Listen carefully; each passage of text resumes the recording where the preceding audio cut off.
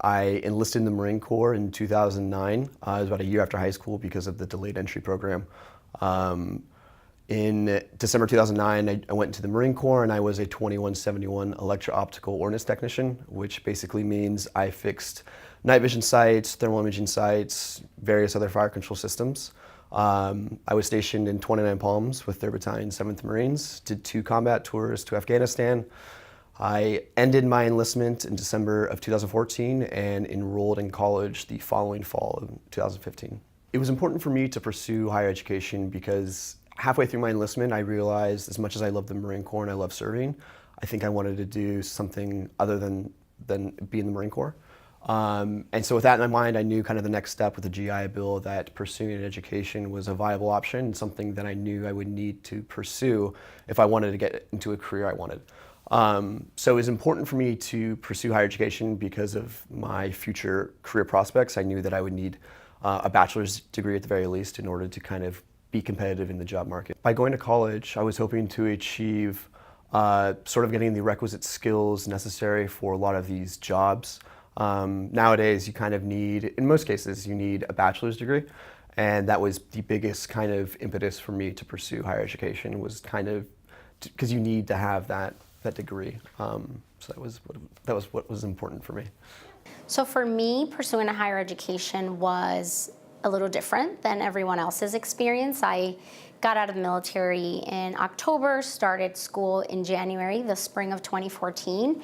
And at the beginning, I think it was a month into school, I found out I was pregnant, which was a complete surprise. And after that semester, I obviously had to take some time off to have a baby and recover from that experience, which was life-changing and amazing, but then I had to think, well, what about after the baby? You know, what happens then? And I think it would have been easier to just go back to work, just because, you know, perhaps pursuing a job in corporate America and all the benefits, that could have been kind of an easy transition to as a new mom. But I decided to come back to school, and that was very challenging because, you know, there's so much more work involved when you're a student. So it doesn't end when I go back home with the baby. I had to read and do my homework. And at the time, my partner was a full-time employee, so that kind of gave us some balance. But I really had to, once again, ask myself, why am I going back to school? And why is this so important? And I felt that for me personally, it was the catching up with my peers. So now I was caught up in the mom department. Everyone else that I went to high school with was a mom, but they also had college degrees and they had careers.